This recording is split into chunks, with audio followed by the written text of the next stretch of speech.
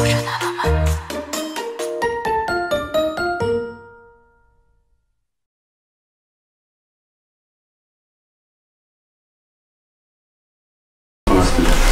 유다인비유 보시러 오셨을 텐데 제가 언제 있어도 되는지 모르겠는데 영화 이렇게 유다인비유랑 같이 이렇게 힘들게 만들었는데 발걸음 이렇게 해주셔가지고요 너무 감사합니다. 네. 네, 안녕하세요. 나오나요? 안녕하세요. 네, 정은 역을 연기했던 유다인입니다. 오늘 매진이라고 들었는데 이렇게 많이 와주셔서 너무 감사합니다.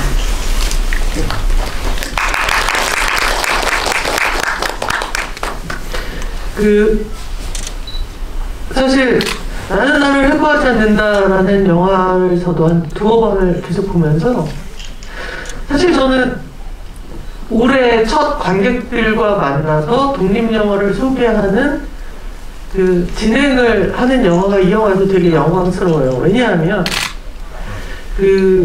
사실 이 영화는 우리가 익히 매체를 통해서 사실은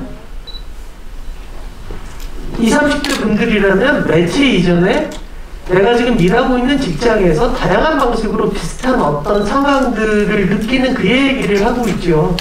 그러니까 예를 들면 불법 파견의 문제라든가 또는 그 위험의 외주화라고 하죠. 그래서 그 하청에서 위험한 일을 하게 하는 것.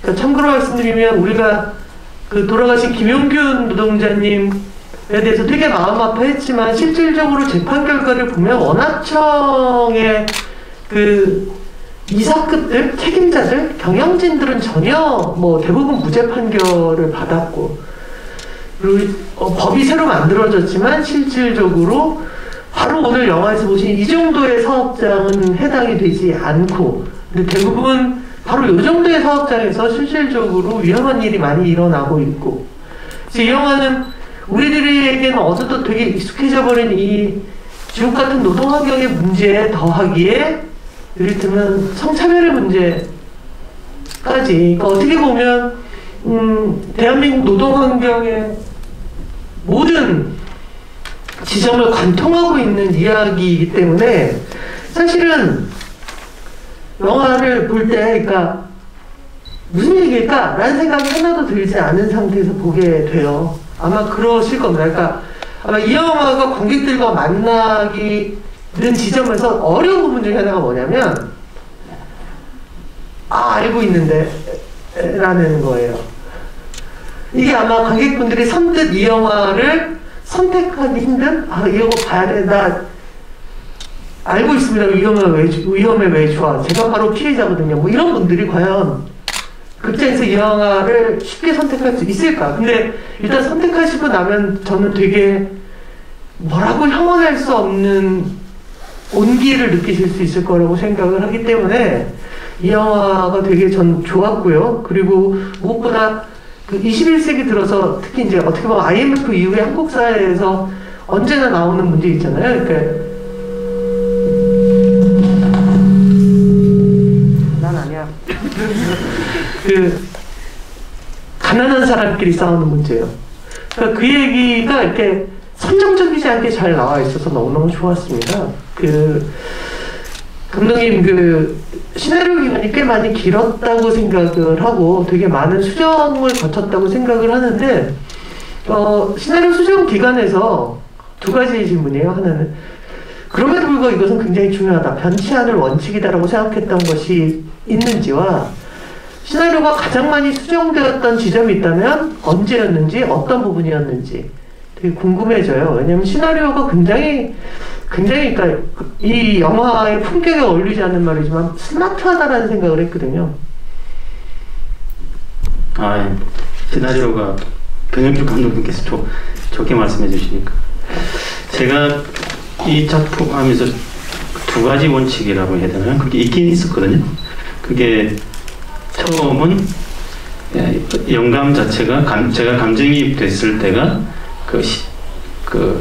어떤 사무직 여성이 파견 받아서 내려갔다라고 하는 그 기사의 결을 유지하는 거였고 그 기사의 결에서 지나치게 그것을 왜곡해서는 안 된다라는 거였고, 또 하나는 주인공이 정원이라고 하는 여자분인데, 이렇게 뭐 성별로 이렇게 딱 나누는 게 그럴지 몰라도 여성에 대해서 제가 알고 있다라고 생각해서는 안 된다라고 하는 그런 원칙이 있었어요. 그렇지 않으면 그 고유한 감수성을 제가 해칠 수도 있다라는 생각을 해서 그 시나리오의 각색 과정에서 김자은 작가, 그러니까 그 직장 생활 경험이 많은 작가분과 함께 각색하면서 그 부분은 제가 조금 거리를 두면서 굉장히 신중하게 판단을 했고, 그것은 영화 제작 과정에서도 계속해서 고민을 하던 부분이었는데, 이 여성의 감성과 관련된 부분에서는 유다인 배우님과도 얘기를 많이 해서 유다인 배우님께서 느끼는 그런 부분이 영화에 또 녹아들 수 있도록 계속 같이 설정 단계부터 같이 대화를 나누고 준비를 했던 것 같습니다.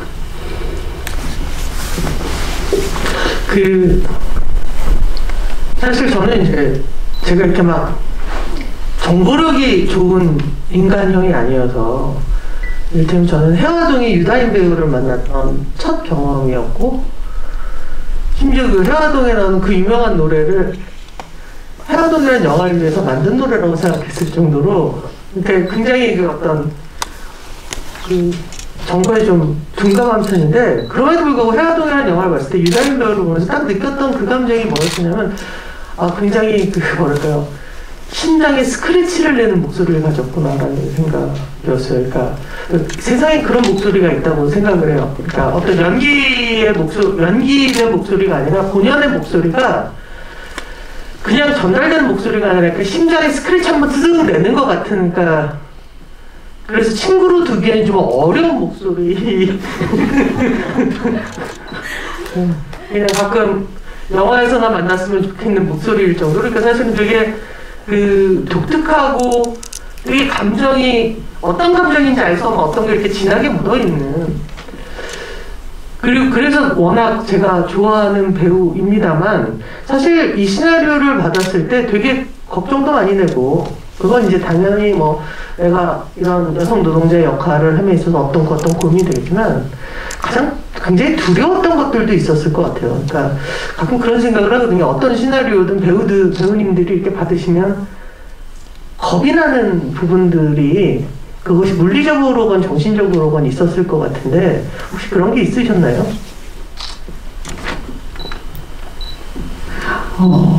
이게 이런 얘기하면 어떻게 될지 모르겠지만, 저는 걱정되거나 겁나거나 그런 게 사실 없었고, 제가 잘할 수 있을 것 같았어요. 이 시나리오에 이런 캐릭터에 이런 연기를 제가 표현을 하면 이 들켜가 잘 표현이 될 것 같다는 생각이 있었어요. 그래서 감독님께도 그렇고 도움이 될 것 같다는 생각이 들었어요.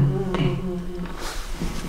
그냥 좀 뭐 뻔한 질문이지만 송전탑을 올라가는 장면들은, 그러니까 이를테면 실제로 존재하는 곳을 좀 올라가는 것도 있었을 거고, 아니면 안전한 곳에서 찍는 것도 있었을 텐데, 어찌됐건 몸을 써서 올라가는 건 똑같잖아요. 어떤 뭐 트레이닝이나 연습 같은 게 있나요? 저희가 연습할 수 있는 시간이 하루 정도밖에 없어서 하루 딱 올라가 보고 그 다음부터는 계속 촬영장에서 실제로 송전탑을 올라가. 그 외줄 타고 이러는 느낌, 그것도? 그거는 안전한 곳에서. 하지만 어찌됐건 네. 되게 잘 걷잖아요. 네. 그때 가르치시는 선생님이 깜짝 놀랐죠. 유다인 배우님하고 오정수 배우님 올라갈 때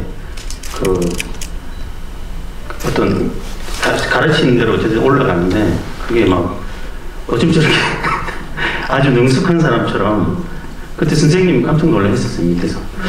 그래서 저도 보통 열정이 아니시구나 이런 걸 느꼈죠. 하루밖에 연습할 수밖에 없게 해놓고 이제 와서 밑에 있으면 하루가 10년 같아요. 근데 그 캐스팅을 하고 촬영까지 그러니까 그 사이에 얼마나 있었어요, 시간이? 캐스팅하고 한 2개월 정도 있었어요. 2개월. 네. 그럼 이제 그 사이에 이를테면 유다인이라는 사람에 맞춰서 시나리오도 바꾸고 뭔가 콘티도 바꾸고 같이 얘기도 하고 이러면서 변화가 있었을 텐데, 캐릭터의 변화가 다른 배우들도 그렇게 비슷한 시기에 다 결정이 났었나요? 아니요. 저희 영화는 이게 철저하게 정원이라는 인물을 따라가야 되고 그 정서가 녹혀 있어야 되기 때문에 그 원래 가졌던 그 영화의 결을도 유지하기 위해서라도 그랬기 때문에 이 부분과 관련돼서 설정 단계에서 유다인 배우하고 되게 신중하게 결정했어요.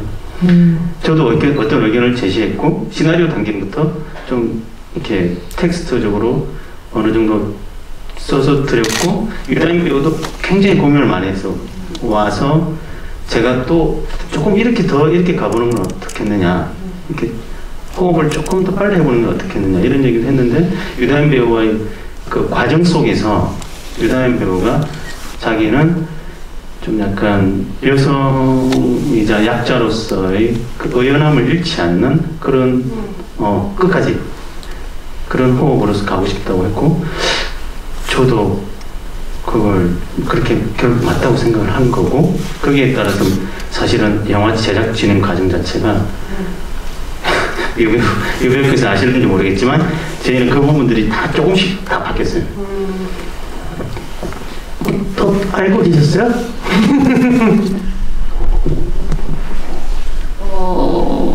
감독님께서 초반에 조금 더 약간 와일드한 여자 캐릭터라고 하셨는데 제가 흔히 우리가 만나는 어떤 투쟁하는 센 이런 느낌. 네, 근데 제가 하면서 조금 약간 섬세하게 바뀌었다고 하시더라고요. 네. 의도하신 거잖아요. 그러니까 그 유다인 배우가 정은이를 디자인할 때 그런 것들, 그러니까 대사 톤이나 이런 것들에서 그런 것들이 고민되어진 거죠. 스스로도.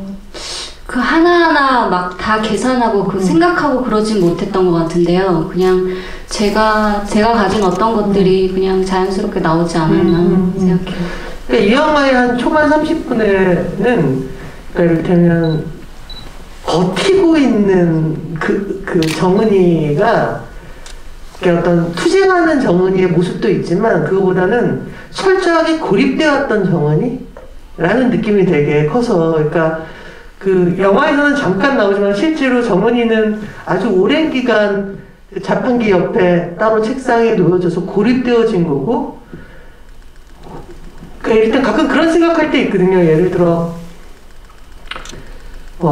길거리에서 농성을 하는 노동자들이라든가 또는 정은이처럼 그렇게 부당하게 그 고립되어진 경우에 우리는 이제 기사를 보거나 아니면 그분들의 투쟁 현장을 보게 되니까 되게 용감한 그분들과 만나잖아요. 근데 사실 내면적으로는 너무 이렇게 비참할 거라고 생각해요. 그러니까 정말 굴종인 거잖아요. 그러니까 나는 저항하고 있지만 그게 저항으로 보이겠어? 그 사람들한테? 그래서 가끔 그런 얘기가 그 해고된 노동자분들이 길거리에서 천막을 치고 농성을 할 때 지나가는 사람이 그 힐끔힐끔 볼 때 느끼는 어떤 그 자괴감과 어떤 내 인생은 사실은 끝난 거지? 라고 생각하는 어떤 비참함이라는 얘기를 해주실 때마다 그런 생각이 드는데 그러니까 그 안에서 버티고 있는 정은이가 초반 30분에 되게 잘 묘사되어져서 사실은 이게 되게 중요한데 우린 정은이가 어떤 사람인지가 궁금해지지 않는 거예요. 착한 사람인지 뭐 효녀인지 뭐 이런 거 있잖아. 응? 뭐 평소 그 직장에서 어떤 삶을 살았었는지 중요하지 않은 거예요. 그러니까 그녀는 부당함에 맞서서 버티는 거예요. 왜? 영화에서 조금씩 나오지만 그게 죽기 싫어서인 거잖아요. 그러니까 일단 살기 위해서 버티고 있는 그녀에게 온전하게 집중하는 것 같아서 사실은 저는 그 뭐 뒤로 갈수록 더 감탄할 장면들이 많지만 초반 30분의 어떤 이 영화를 딱 끌고 가는 감독과 배우 이 두 명의 어떤 역할이 너무너무 좋아서 그게 되게 자신이 있었던 거죠. 처음부터 시나리오를 받았을 때부터 잘할 수 있을 거라고 생각했던 거엔 그런 것도 있는 거 아닌가? 그 일단 회화동도 사실은 버티는 여성이라는 거잖아요. 네, 그죠? 네, 맞아요. 맞고 여자 이 한 캐릭터의 감정을 쭉 따라가고 뭔가 표현이 과하지 않고 또 클로즈업도 많고 그런 것들이 제가 잘 쓰일 수 그런 연기 그런 표현들에 제가 잘 쓰일 수 있다고 생각하는 것 같아요. 네. 그리고 이 영화는 사실은 저는 되게 놀라운 게 캐릭터들이에요. 그러니까 시나리오를 쓸 때부터 각각의 캐릭터들이 소모되어지는 캐릭터가 없다?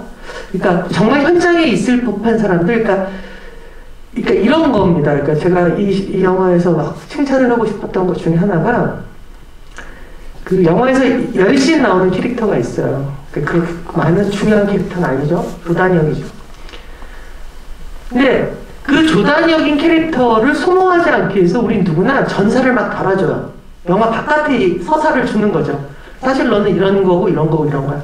근데 그런다고 꼭 함정에 빠지는 게 뭐냐면 그 서사를 관객들이 안다고 착각하고 그 인물을 영화 안에 넣어버려요.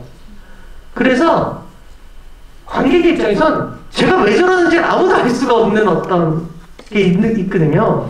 근데 이 영화는 그게 없어요. 그게 짠 다음에 그런 상태 너라면 이 구도 안에서 어떤 식의 모습을 보일 것 같니? 그래서 한 명 한 명이 굉장히 그러니까 예를 들어서 소장님 같은 경우는 뭐랄까요? 전 처음에는 박석영 감독 영화에 가끔씩 나오는 현장분인 줄 알았어요. 딱 첫 대사는. 저 박석영 감독 영화를 보면 주로 세탁소 사장님이나 이런 분들이 하는 연기 같다. 근데 그게 아니라 굉장히 비루하게 지친 중년의 톤의 매너를 딱 그렇게 설정하고 끝까지 가시더라고요. 그래서 이건 캐릭터가 되게 잘 잡혔고 유다희 배우나 오정세 배우 두 명의 배우뿐만 아니라 나머지 배우들도 저 현장에 정말 가면 있을 법한 그 사람이 정은이와 조우하는 느낌이 있어서 되게 좋았어요. 그래서 그 캐릭터를 되게 이렇게 현장에서 되게 고민을 많이 하신 것 같다는 생각이 들거든요. 시나리오 쓸 때부터. 예. 전인규 감독님께서 캐릭터에 대해서 자세히 다 말씀 이미 다 하신 것 같아요. 저는 정원이라고 하는 인물을 중심으로 해서 제가 하려고 했던 거는 정원을 중심으로 한 각도였거든요.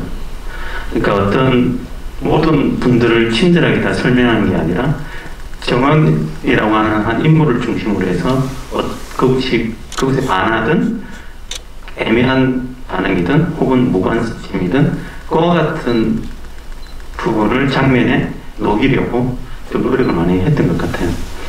개인적으로 설정했던 그 캐릭터는 이 정원을 중심으로 해서 다 조금씩 다른 거예요, 입장이. 조금씩 미묘하게 다른 부분들을 디테일하게 다 이제 설정을 하고, 우리네 사람들은 다 이렇게 주변 친구들 보시면 아시겠지만 모두가 다 개성들이 다 강하고 그렇거든요. 색깔들이 다 분명하고. 근데 현장도 마찬가지인 거죠. 현장에서 정원을 바라볼 때 그분들의 반응과 색깔들은 되게 정확한데 이제 그것이 다시 이제 그 현장이라고 하는 분위기와 다시 놓기는 그 문제가 더 있었던 것 같아요. 그리고 아까 감독님께서 말씀 잠깐 하셨는데, 그러니까 이게 접근은 조금 다르게 갔거든요. 그게 뭐냐면 유다임 배우분 같은 경우는 제가 생각할 때는 클로즈업이, 그러니까 어떤 배우는 감독님도 잘 아시겠지만 약간 샷이 빠졌을 때 이렇게 더 그러니까 뭔가 좀 느낌을 더 받는 배우가 있고, 어떤 배우는 샷이 따라갔을 때 더 느낌을 받는 배우가 있는데, 저는 유다임 이제 배우분은 이렇게 다가갔을 때 그 느낌이 어떤 에너지가 사는 느낌을 받았거든요. 그래서 그 클로즈업이라든가 샷이 다가갈 때의 느낌에 대해서 되게 신중하게 또 이렇게 특별히 또 생각한 부분이 있었던 것 같습니다. 전 초반에 그 마을에 도착해서 알고 보면 이제 소주팩을 길거리에 버리는 거잖아요. 근데 그걸 나는 두유팩으로 생각을 했어요. 왜냐면 내 삶에서 소주는 팩으로 먹는 게 아니거든요. 그러니까 팩이니까 당연히 두유팩이라고 생각을 하고, 그리고 그날 밤에 숙소에서 팩을 계속 버리잖아. 그래서 저는 얘가 지금 고체가 안 땡겨서 계속 액체로 두유만 먹나? 라고 생각을 하고, 왜 굳이? 그런 거니까 왜 굳이? 그러다 나중에 편의점에서 팩소주를 살 때 알았어요. 네. 얘가 지금 소주를 먹는 걸로 시간을 그야말로 이렇게 보내고 있는 거다. 혼자 있는 시간을 최대한 기억하지 않으려고 애쓰는구나. 근데 굳이 소주 팩이어야 했던 이유가 있나요? 소주병, 보통 이렇게 소주병은 따라 먹어야 되잖아요.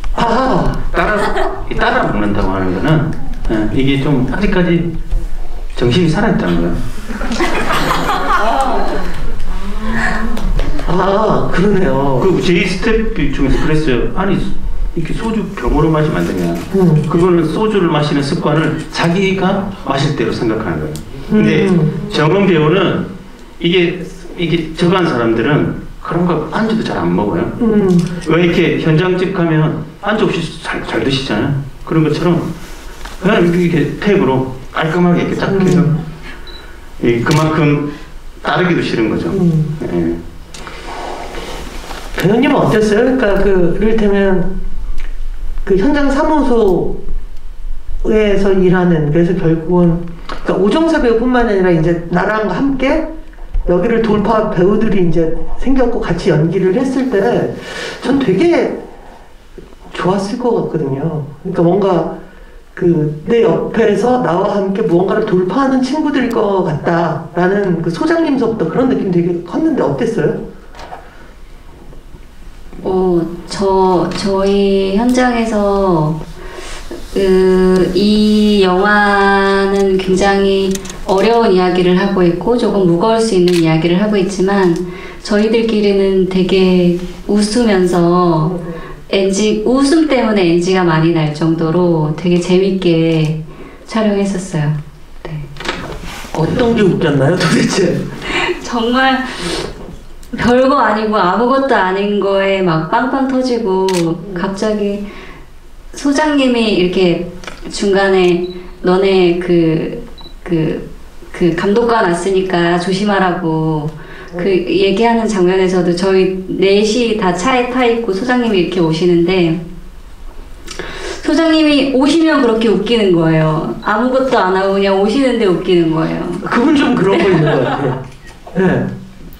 그러니까 처음에 왜 왔을 때 데리고 나가잖아요. 그래서 무슨 위장적인 얘기하고 그럴 때 뭐야 저 대사는 뭐 이런 생각도 내지는 뭐야 저 딕션은 막 이런 거 있잖아요. 근데 되게 나중엔 알겠는데 되게 웃기긴 웃겼을 것 같아요. 표정도 그렇고. 네. 근데 사실 그렇게 막 꽝꽝 터진 건 되게 힘들어서 더 웃기로 결심한 것도 있지 않을까요? 그러니까 일단 아마 그 군산에서 촬영을 한 거죠. 그리고 뭐 실제로 위험한 연기야 안전한 곳에서 했다 할지라도 이게 배우 입장에서 되게 힘든 이를테면 산을 걷는다든가 이 영화도 독립영화의 특징 중에 하나가 뭐냐면 배우들이 많이 걸어요. 주로 그것도 산등성이 이런 되게 평지 잘 안 걷고 그래서 되게 힘들었을 것 같아요. 실질적인 노동량이라고 해야 되나? 네. 촬영 기간이 길지도 않았기 때문에 되게 빡세게 이렇게 작업을 했을 텐데. 제가 기억하기로는 첫 장면이 아마 처음 촬영했던 씬이 그 산 올라가는 장비 막 주렁주렁 매달고 산에 올라가는 씬이었는데 거의 맛좀바라 같은 씬이군요. 네. 처음 그 장비들을 다 주렁주렁 매달고 이거 진짜 장난 아니구나. 무겁다. 막 이렇게 했는데 산을 올라가는 첫 씬부터 그래서 큰일 났다. 이게 한 달이 정말 힘들겠구나. 네, 그랬었어요. 이제 고장년 얘기를 좀 해보고 싶어요. 그러니까 저는 하나 먼저 여러분들 저기 궁금한 질문 있으시면 쭉쭉쭉쭉 지금 미리미리 그 오픈 시네마톡 창에 올려주시면 제가 바로바로. 그러니까 전 이 영화에서 되게 좋았던 또 장면 중에 하나가 이제는 자기 자리에 앉게 된 친구. 이제 누구나 예측을 하죠. 얘가 다음 타자구나라고 알고 있잖아요. 근데 이제 그 친구가 술을 먹고 있는데 대리 운전을 하러 오고, 근데 막내와 둘이 이제 차에서 가는데 둘이 어떤 설명도 하지 않아요. 내지는 둘의 얘기를 막내가 어느 정도 들었는지도 알지 못해요. 근데 마지막에 이렇게 둘의 표정을 보면 서로를 되게 많이 이해한 것 같은 느낌이라고 해야 되나? 그러니까 막 그렇다고 해서 이를테면 식사하셨어요? 그런 거 말고 그냥 되게 담담한데 그 순간 굉장히 중요한 직장의 동료이자 친구가 된 것 같다는 느낌이 들어서, 그것이 이를테면 다시 앞부분은 맨 처음에 정은이의 시점샷으로 보여지는 그 자동차 바깥 외경 씬들이랑 겹치면서 저는 사실은 아마 고지전부터가 다르덴 형제의 내를 위한 시간이라는 영화가 있죠. 근데 그 영화가 계속 떠올랐어요. 뭐냐면 둘 다 같은 이야기다. 그러니까 뭐냐면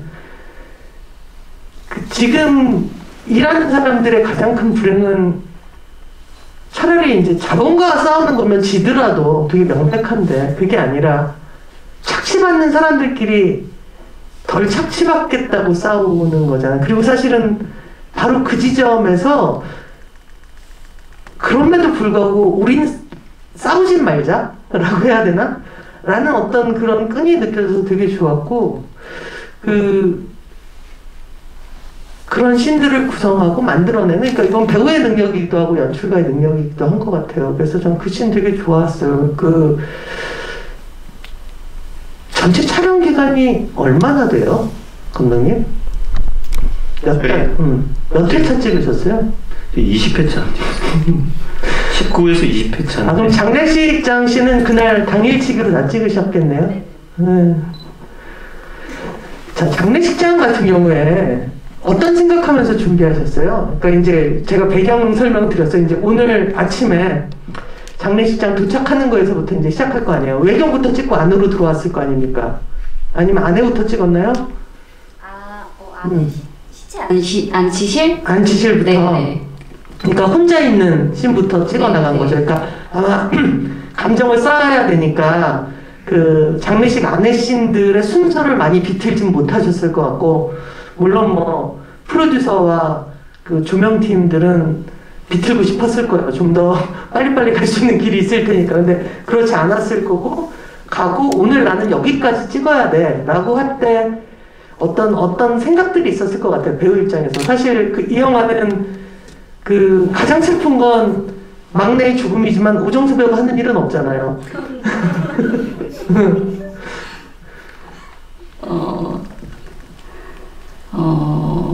그 장례식장 씬이 원래 컷이 다 나눠져 있었는데 들어가서 감사관 평가관한테 가서 애기한테 사인을 받고 있죠. 가서 그 종이를 찍고 거기부터 다 컷이 나눠져 있었는데, 그날 한 번에 다 그냥 원신 원테이크로 가자고 그날 갑자기 그렇게 결정이 나가지고 처음엔 조금 당황했는데 그때 다 당황했어요. 네. 갑자기 바뀌어가지고 저희 환경이 새벽에 갑자기 원래 찍기로 한 장례식장에서 연락이 왔어요. 거기서 못 찍는다고. 그래서 모든 짜놓던 구도가 갑자기 바뀌었어요. 그런데 또 그러다 보니까 준비를 못해서 시간이 없는 거예요. 그러니까 다 당황했었는데, 물론 배우분이 진짜 힘드셨겠죠. 그런 상황이었어요. 그죠? 그래서 모든 배우분들, 스태프분들이 정말 초집중한 상태에서 한 명이라도 실수를 하면 이게 다 처음부터 다시 가야 되니까. 그래가지고 되게 힘들었던 기억이 나요. 아마 몸싸움도 있었고 막 밀쳐지고 감정적인 것도 있었고 해가지고 그때 되게 힘들게 찍었어요. 근데 결과적으로는 조금 네, 만족스럽게 나와서 다행이라고 생각하고 있어요. 거기서 정은이가 막 저기보다 한 3템포 정도 더 격렬했어도 좀 부담스러웠을 것 같고 저보다 좀 더 냉정했으면 아마 관객들이 마음을 안 줬을 것 같아요. 근데 그 적정 수준이 되게 좋았던 것 같고 그래서 결국 어찌됐건 장례식장에서 어떤 마음이 모여야 정은이는 섬의 전기를 연결시키러 갈 수 있게 되는 거니까. 그래서 그때 배우의 마음 그리고 사실 그 감정은 온전하게 혼자 하셔야 되는 거잖아요. 뭐 누가 옆에서 함께 가주는 게 아니기 때문에 되게 고민도 많고 어려웠을 것 같아요. 그리고 분명히 그 독립영화라면 그거를 며칠 동안 찍었을 리 만무하고 되게 고생했을 것 같아서 되게 궁금했고요. 더불어 질문이 왔는데 송전탑 실제로 얼마만큼 올라가 보신 건지 궁금하시대요. 제가 이번 개봉하고 나서 홍보활동 하고서 그 막 라디오 출연하고 이러면서 송전탑을 얼만큼 올라갔어요? 라는 질문에 한 30m 올라간 것 같아요 라고 얘기했는데 30m 아니라고 하더라고요. 제 어떤 기분상은 30m였던 것 같고요. 한 10m? 네. 어마어마한 거예요. 제 인생에서 그 정도로 올라가 본 적은 없거든요. 대부분 되게 무섭지 않았어요? 무서웠어요. 무서웠는데 워낙 뭐 저희는 이게 다 짧은 기간 안에 다 찍었어야 되고 저 외에도 다른 배우분들이 먼저 이렇게 올라가셨는데 다들 무서워하는 기색이 없이 올라가셔가지고 이렇게 막 겁내고 막 이럴 이 시간 여유도 없었고 이런 게 없었어요. 그 감독님 그 첫 씬에서 빈자리에 등이 깜빡깜빡 하면서 시작을 하잖아요. 그 특별히 등이 깜빡깜빡 거렸던 이유가 있는지 궁금해 하시대요. 그 이제 정원의 어떤 위치 같은 거죠. 그러니까 항상 이렇게 깜빡 이렇게 정확히 계속해서 밝힐 수 없는 그런 위치 그런 부분을 처음에 그 밑에 이제 인형이 있잖아요. 인형이 그런 어떤 계속 정원의 어떤 차에도 있고 그죠. 그 인형을 또 나중에 그러니까 막내가 대리운전하면서 우리 딸들도 인형을 좋아하는데 인형을 좋아하나 봐요. 이렇게 얘기하는 것이 다 이제 연결되는 거거든요. 그게 사실은 알고 보면 깜빡깜빡하는 우리의 위치를 말해주는 게 아닌가 생각돼요. 송전탑의 중요성 이런 건 아니었군요. 농담이에요. 네. 위치 생각 못했는데 가만히. 야 진지하지 마요. 네. 이거는 먼저 이제 좀 얘기를 하고 가야 될 것 같은데. 그 장례식장에서 이제 봉태 글씨를 쓰잖아요. 그러니까 이제 사실 사건 경위서 같은 걸 쓰는 건데 그 질문이 이제 그게 뭘 쓴 거냐라는 잘 안 보였다라고 하시는 것도 있지만 왜 갑자기 봉투에 사건 경위서를 썼는가까지를 좀 말씀해 주시면 좋을 것 같아요. 그 사고 경위서 쓰기 바로 전에 그 평가관이 뭐 회사에서 서류로 일 처리하는 거 잊었어? 이런 대사가 있었어요. 그래서 그래 라고 생각해서 썼습니다. 그러니까 거기서 이제 종이와 펜은 그것밖에 없으니까 그런 점이 있어요. 각자 이제 무대에 있는 생명 가장 좋아하고 기억에 남는 장면은 어떤 건지. 저야 편하지만 두 분은 쉽지 않을 것 같으니까 먼저 말씀하세요. 저는 이렇게 영화를 보면 항상 이렇게 그냥 빈말이 아니라 다른 배우가 고생을 많이 해가지고 그 호흡들이 처음부터 끝까지 배에 있어서 좀 이렇게 남다르다는 생각, 그런 측면에서 좀 남다르다 이렇게 느끼고 있는데요. 제가 개인적으로 가장 좋아하는 장면이라고 해야 되나요? 그건 저는 정원이 매달렸을 때 독백하는 장면이 저는 개인적으로 제일 좋아요. 그게 어떤 정원이라고 그 매달린 것 자체는 어떤 우리가 정원이 도달한 마지막 바닥이었고 그 바닥에서 담담하게 말하는 독백은 바닥에서 시작하는 긍정성이라고 할까요? 그런 게 좀 다가오는 게 있어서 저는 그 장면을 좋아합니다. 네, 저는 장례식장 씬이 굉장히 힘들게 찍었어가지고 그게 가장 기억에 많이 남고 좋다고 얘기했었는데, 오늘 제가 극장에서 영화를 처음 봤어요. 오늘 여기서 보니까 처음 그 막내가 열쇠를 거기다 위에다 올려놓고 처음 올라가는 그 씬이 좋더라고요. 오늘 보니까. 네. 그 씬이 편집도 되게 좋아요. 네, 이 영화가 그런 게 있는 것 같아요. 그러니까 정은이가 사실은 그래서 송전탑으로 올라간다. 사실은 의학적으로는 되게 어려운 일이란 말이에요. 그렇게 쉽게 극복이 안 돼. 근데 그거를 편집과 연기가 그럴 법하게 만들어주는 게 있어요. 그래서 훨씬 더 감정이입이 잘 되고, 저도 그 장면 되게 좋아요. 그래서 저는 그 장례식장에서 왜 인사팀장 나온 배우가 이제 백야라는 독립영화에 나왔던 배우고 같이 주비를 한 적이 있어요. 몇 년 만에 그놈이 그렇게 나쁜 놈이 되다니. 근데 이건 좀 다른 건데, 요즘 제가 계속 고민하고 있는 화두 중에 하나인데, 과거거든요. 야, 장난해? 지금 무슨 파업전야 시대야? 아직도 저렇게 앞뒤 안 가리고 주위 눈치 안 보고 저렇게 함부로 하는 인사팀장이 있어? 라는 생각을 잠깐 하다가 들었던 생각이에요. 그러니까 영화는 좀 다른 얘기입니다. 한 2년 전인 거예요. 2년 전에 그 감독조합, 우리나라에 지금 감독들 대부분이 속해 있는 한국 영화 감독조합에서 미투가 발생했어요. 그래서 이제 그 미투의 가해자로 지목된 감독이 감독조합 소속이어서 저희가 그러니까 심의를 하기로 한 거예요. 그 감독이 요청을 한 거예요. 자기는 잘못이 없다. 그래서 그 심의를 하는 한 6명의 감독, 그리고 이제 자기는 억울하다. 그래서 자기를 그것을 증명하고자 하는 이제 가해자로 지목된 감독, 그리고 이제 혹시 몰라서 성폭력 상담소에서 이제 옵저버로, 그러니까 의견을 개진하진 않지만 지켜보는, 그래서 이것이 이제 제대로 된 것인지를 우리가 확인받기 위한 객관적인 걸로 이렇게 하고, 그리고 6명 중에 저도 있었고, 괜히 그런 거 있잖아요. 이렇게, 오늘 나는 좀 들어보고 싶다는 생각을 했어요. 근데 나머지 5명의 감독이 전부 다 남성 감독이었고, 누구나 아실 법한 감독이었는데, 난 무슨, 성폭력 예방교육이나 성인지 감수성 교육에 교본 같은 거 찍는 줄 알았어요.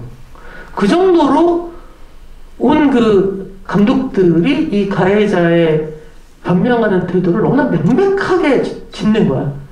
너무 가족 같아서, 가족이 아니죠. 그건 노동 환경에서도 문제가 되는 겁니다라든가 이런, 그러니까 몰칸가? 라는 생각이 들 정도로 너무나 제가 보기에 나중에 성폭력 상담소 분이 울컥하면서 하시는 거예요. 그러니까 뭔가 미래 사회를 본 것 같았다. 근데 그게 너무 그때 제가 행복했었나 봐요. 그러니까 내 동료들의 이 멋진 모습이. 그래서 어느 자리에선가 영화 현장은 현재 이런 것들이, 그러니까 많은 여성들이 진출했으면 좋겠다. 이런 걸 막 자랑을 하고 좀 다녔었어요. 근데 그러던 어느 날 우연히 이제 술자리였는데 조단역 여성 배우 한 분이 되게 어렵게 제 옆까지 오셨어요. 제 옆까지 오셔서, 감독님 그런 말씀을 하신 걸 들은 적이 있다. 그런데 자기는 어제도 방송국 편성국장과 술을 먹으며 여배우는 잘 되려면 일단 가랑이를 잘 걸러야지라는 말을 어제도 들었다.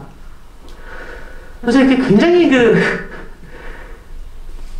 담담하게, 감독님이 어떤 말씀 하시는지는 알겠지만, 이렇게 자기는 좀, 나는 그 안에도 없나? 라는 생각이 들었다라고 하실 때 되게 집에 가서 좀 엉엉 울었어요. 너무 죄송스러워서. 뭐냐면 세상은 때때로 어떤 지점들은 되게 열심히 변해요. 그러니까 세상의 모든 바꾸려고 노력하는 행동들이 무의미하진 않잖아요. 그래서 예전에 비하면 굉장히 좋아진 부분이 있고 막 썩 마음에 드는 법은 아니지만 요번에 그 만들어진 그 중대재해 그 처벌법은 그걸로 인해서 분명히 도움받는 사람들이 분명히 있어요. 그걸로 인해서 조금 더 안전해진 사람들이 있어요. 그걸로는 안 되는 거지. 근데 그와 상관없이 또 절대로 아직도 막 20세기에서 벗어나지 못하고 있는 경우도 있잖아요. 이거 우리가 양쪽에서 충분히 생각하지 못하면 아, 참 어렵겠구나 라는 생각이, 그러니까 인사팀장을 보면서 무슨 20세기야? 장난해? 너무 저건 세잖아 라고 했다가 아닐 수도 있겠구나. 특히나 저런 그 영세사업장의 경우에 아직도 정말 우리는 이미 깊고 끝났다고 생각하는 세계가 여전히 지속되고 있겠구나. 그리고 슬프게도 여전히 지속되고 있는 그 세상은 관심 밖의 세상인 거예요. 차라리 이제 많은 사람들이 관심이라도 갖지면 변화가 있을 테지만 우리는 때때로 과거의 잔재 같은 것은 관심 맡기잖아요. 그래서 아마 정은이가 위험을 무릅쓰고 그 전기를 연결하러 오르고 정은이의 얼굴에서 그 섬에 불이 켜졌을 때 감독한테 되게 고마웠어. 저래놓고 안 켜지면 진짜 막 너무 비참할 것 같았거든. 근데 불이 켜진 그것이 너무 저는 좋았었습니다. 그 영화 내내 정은의 숨쉬는 소리가 부각되어 많이 나오는데 특별히 이유가 있냐고 라는 질문도 있습니다. 일부러 부각한 적은 없고요. 그 감정에 충실한 유다인 배우께서 자연스럽게 들어간 거 아닌가라는 생각이 들어요. 일부러 뭐 이렇게 숨소리를 많이 넣자 이런 얘기는 그런 건 아니고요. 그 장면에 좀 충실하려고 한 것 같아요. 네.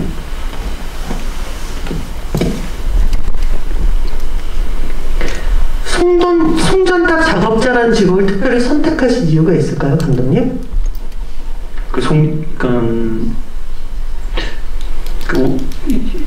이 불안한 직업 세계를 어떻게 가장 효과적으로 표현할 것인가 했을 때, 그 높은 철탑이라고 하는 게 가까이서 봤을 때 되게 위압적이면서 복잡하고 또 하나의 거미줄 같기도 하고 이렇게 쉽게 오를 수 없는 그런 어떤 철탑과 외소한 정원이라는 인물의 대비, 그런 걸 통해서 현재 우리 직업, 불안한 직업을 이렇게 상징적으로 보여주려고 한 것이고, 또 누군가는 그곳을 오르는 사람들이 있더라, 그런 느낌이었던 것 같아요.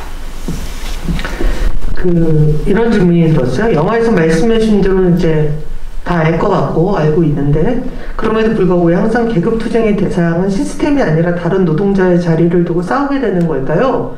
라는 이제 좀 본원적인 질문을 하셔서 아마 특히나 되게 마음 아프잖아요. 그 막내 시신 밑으로 스마트폰이 떨어질 때 바로 사실은 그 순간 입을 다물기만 하면 1년은 또 버티는 거 아니야, 정은이는. 바로 그런 거에 대해서 질문을 하신 것 같아요. 저희는 저는 되게 복잡한 환경 속에 저희들은 있다고 생각해요. 그건 뭐 영화라는 저 자신도 그렇고, 실제 영화에 등장하는 불안한 직업의 관계 속에서도 그런데, 그게 되게 철탑처럼 되게 거미줄처럼 엮여 있다고 생각해요. 그래서 이걸 한마디로 어떠한 단어로서 설명할 수 없는 상황에 저는 있다고 생각합니다.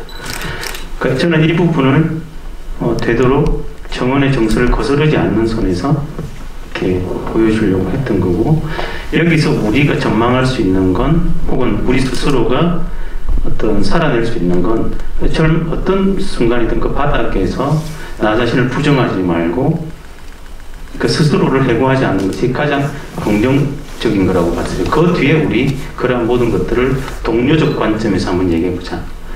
그래서 동료에 대한 얘기가 나오거든요. 그런 관점을 좀 가지기 위해서 노력한 편이었죠. 예. 이 영화에서 가장 감동적인 건 가장 적대적인 막내와 정은이가 연대한다? 그러니까 야, 연대라는 말도 너무 고급스럽다. 서로 이해하기로 결심한다. 상대방을 미워하지 않기로 결심한다. 전 그게 굉장히 중요한, 실제로 한국 사회에서 우리는 조금씩 더 사람의 사이가 좋아져야 되잖아요. 근데 좋아지기 위해선 얘랑 미워하지 않기로 하고, 그러니까 이를테면 그 편의점 사장이랑 편의점 알바랑 서로 그만 착취하고 건물주라든가 프랜차이즈 회사를 향해 함께 손을 잡아야 되는데, 그러려면 서로 미워하지 말아야 되거든. 근데 우린 눈앞에 보이는 게 너무 그런 거야. 눈앞에 보이니까, 보면 왜 그 게임할 때도 죄송합니다. 너무 제가 그 지역적인 얘기를 하고 싶었던 얘기는 월드 오브 워크래프트라는 게임이 있는데요. 거기서 얼라이언스하고 호드하고 서로 대화가 안 통해. 그래서 얼라이언스 입장에서는 호드를 못 써. 왜? 대화가 안 통하니까. 언어가 서로 자막으로 한글로 안 돼요. 깨져요. 그러니까 얼라이언스끼리 싸우거든. 그러니까 눈앞에서 싫은 게 보이는 사람이랑 싸우게 된다는 거예요. 그러니까 뭐냐면 자본가와 싸우기에 너무 멀리 있어. TV를 봐야지만 나와. 누구로? 잘생긴 배우로 변장해서 드라마에서만 나온단 말이에요.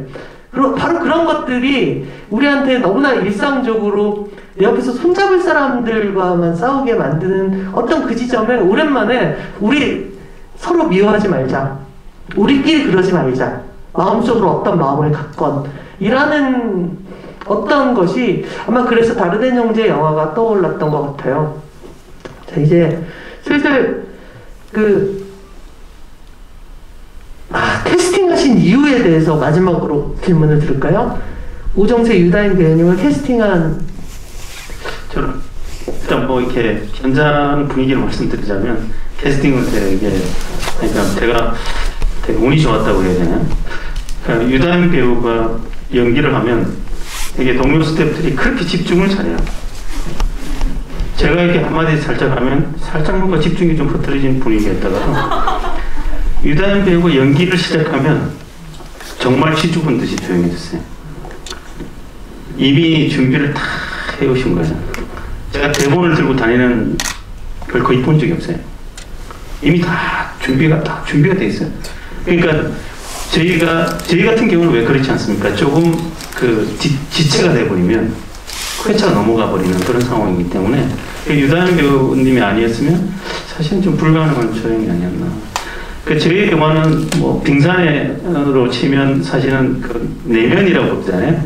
정원이 저희가 집으로 가서 카메라를 비추거나 따로 사적으로 전하는 모습을 보이진 않으니까 복잡하고 어떤 내면적인 그런 부분들을 담지하는 연기를 해줘야 되는 내면 연기를 해야 되는데 그게 거의 처음부터 끝까지인데 이걸 도대체 어떤 배우분이 할 수 있느냐 자문을 한번 여러분들도 한번 해보시면 좋을 것 같아요.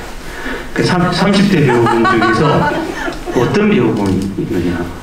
그러니까 저는 이제 당연히 유당 배우분이 저는 생각이 났죠. 그런데 이제 사실은 제 기대보다 훨씬 더. 그래서 이제 촬영을 하고 나면 촬영을 할 때 이제 분위기는 이런 거죠. 이제 해서 시작을 했어? 그럼 컷 끝났잖아요. 그러면 매번 뭐 이렇게 잘했습니다 이렇게 얘기할 수는 없잖아요. 컷하고 난 다음에 자 이제 싹 모여가지고 다음 촬영을 또 준비를 하는 거예요. 그러니까 그런 식의 되게 굉장한 집중력이 있었어요. 우리 동료 스태프들이. 캐스팅을 한 이유는 설명해 주지 않았지만 캐스팅을 한 이유, 그것이 성공한 이후에 나는 단 하루도 행복하지 않은 날이 없었다 라고 거의 신앙 고백을 감독님께서 하셨어요. 네. 그런 거였나요? 다시 그런 거 아니 됐어요. 근데 그런 경우가 있죠. 왜 우리가 그 영화가 완성된 걸 보기 전에 이 배우 가면 어때? 이 배우 가면 어때? 근데 그 영화를 딱 보고 나면 그 배우의 생각이 잘 안 나는 영화들이 있어요. 근데 그 영화 중에 오늘 본 이 영화도 있는 것 같습니다. 정말 어려운 시기에 개봉을 하게 됐어요. 네. 근데 뭐 또 생각해보면 아까 제가 감독님한테 위로랍시고 어려운 시기가 아니었어도 어려웠을 거야. 기운내요. 뭐 전 그런 말들이 되게 기분이 나더라고요. 그러니까 누가 야 코로나 시대라서 투자가 잘 안 되지? 아니야. 그 전에부터 잘 안 돼 왔었어. 바꿔 말하면 옳씨 뭐 이런 게 있다고 생각을 하기 때문에 근데 그럼에도 불구하고 되게 어렵죠. 네. 그러니까 사실은 오늘 만석인데 이 상태인 거잖아요. 네.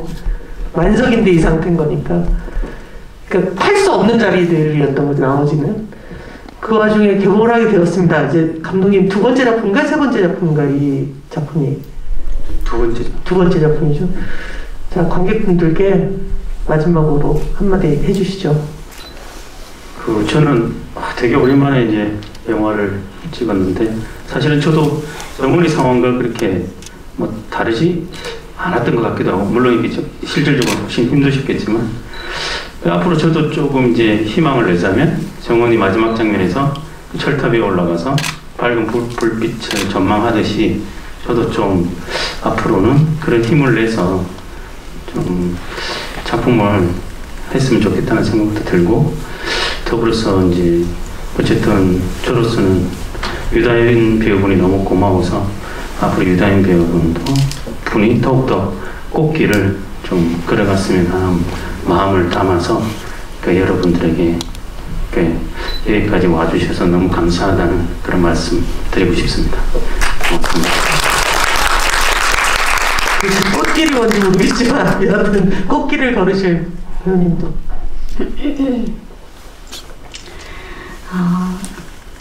일단 와주셔서 너무 감사드리고요. 영화에 나오는 정은이처럼 여러분들도 다른 사람들이 뭐라고 하건 신경 쓰지 말고 개의치 말고 자신만의 길을 꿋꿋이 담대하게 걸어가셨으면 좋겠습니다. 네, 감사합니다. 유다인 배우의 선언과도 같은 말이 있네요. 제가 보기엔 유다인 배우의 앞으로의 필모그래피가 그럴 것 같거든요. 네, 어려운 시기지만 와주셔서 정말 감사하고요. 아까도 말씀드렸지만 2021년 제가 처음으로 관객들과 만나서 소개하는 독립영화가 이 영화여서 되게 영광이고 어렵죠. 그러니까 이제 극장에 와주세요라는 말 하기도 어려워요. 근데 적어도 나는 나를 회고한다에 마지막 장례식 이후 정은이가 섬에 불을 켜기 위해서 송전탑을 올라가서 하는 장면은 그건 큰 화면으로 보는 게 좋다고 생각을 해요. 그거는 큰 화면으로 볼 때 뭔가 산다는 것에 의지를 고민하게 된다고 생각을 해서 오늘 영화 보고 좋으셨다면 꼭 아마 다음 주가 지나면 극장 찾기 어려워요. 네, 극장 찾기 그나마 좋을 때 좀 많이들 보셨으면 좋겠고 또 그 이후에 이 영화에 대해서도 잊지 말아주시고 감독님과 또 유다인 배우의 다음 행보에 대해서도 계속 관심 가져주셨으면 좋겠습니다. 다시 한번 오늘 와주셔서 감사합니다. 감사합니다.